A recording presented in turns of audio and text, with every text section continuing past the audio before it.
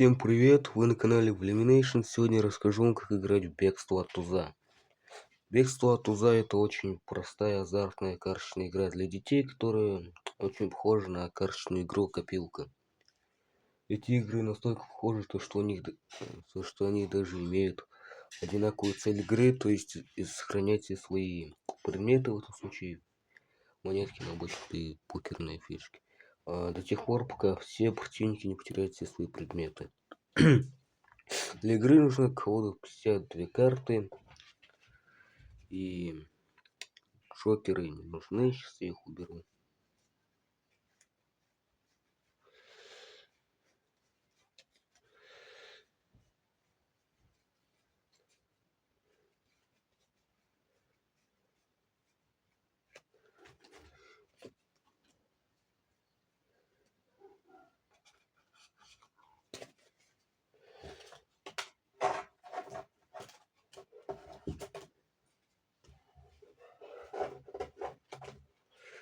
Итак, я наконец-таки убрал джокеров, продолжаю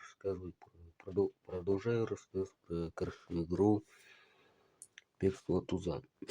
Итак, для старшинства карт это туз, двойка, тройка, четверка, пятерка, шестерка, семерка, восьмерка, девятка, десятка, валет, дама, король. И это значит, что туз — это самая младшая карта, его лучше избегать. Это, кстати, причины, за которые игра называется Бегство от Туза. А король — это наоборот, самая старшая карта в игре. И про него я расскажу чуть позже. Это играет четвером, играет любым количеством игроков, но, 4 игрока — это минимальное количество. Хотя, в самом деле, можно играть и хотя в бегство от Туза может играть и меньше игроков, но 4 это, скажем так, общее минимальное количество. Еще говорю то, что 6 игроков это лучшее количество игроков для этой игры, но я мог бы вам показать это количество игроков, но, к сожалению, у меня есть 6 игрушек, но я очень сильно сомневаюсь, что они влезли бы в экран, который вы сейчас смотрите, так что да. Итак, цель игры я вам уже рассказал. Теперь стоит рассказать про раздачу. Ах да, для игры... Ладно, не забейте. Короче, игрок...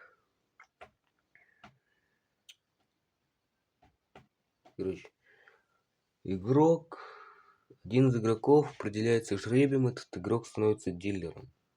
Дилер раздает каждому игроку по 3 предмета, в этом случае 3 монетки.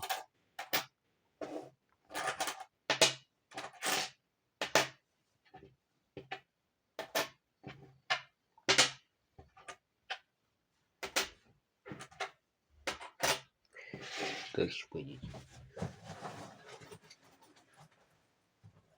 Итак, вот тоже другое дело. Затем дилер раздает одну карту каждому игроку.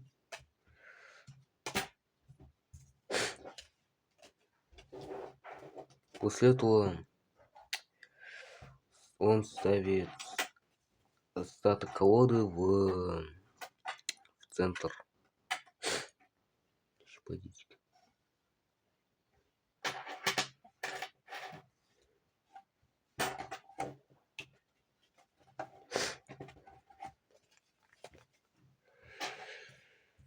Итак,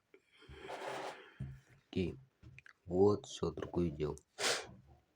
И после этого начинается ход игры. Ах да, игрок раздает карты по одной, одну карту. И стрелки, и игрок слева от дилера — это первый игрок, который получает карту. В этом экземпляре я являюсь дилером. И еще.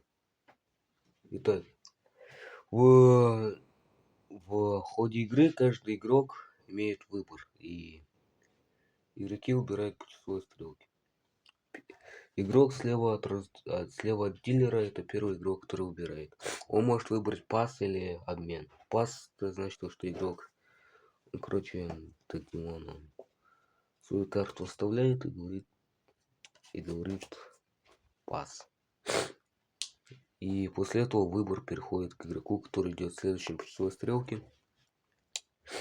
Но если игрок скажет обмен, то есть ему карта не нравится, он хочет ее поменять на более сильную, более старшую, то тогда игрок меняется картой с игроком, который идет следующим по часовой стрелке. То есть теперь уже, думаю, не пятерка, а семерка. Так это работает. Но игрок не может поменять карту, если у него король. То есть туда. Если у него король не может поменять. И, короче, так игроки играют с тех пор, пока последний игрок не поменяет. С тех пор, пока игрок последний не сделает выбор. Последний игрок, кстати, делает обмен с игроком, который идет в следующем часовой стрелке. И да. И еще дилер отличается от других игроков не только тем, что он раздает, но еще и тем, что он, но еще и, скажем так, своей особенностью в обмене. Он обменивается картой не с игроком, который идет следующим, а с самой верхней картой колоды. Так что да. И дилер не может поменять свою карту, если его карта это король или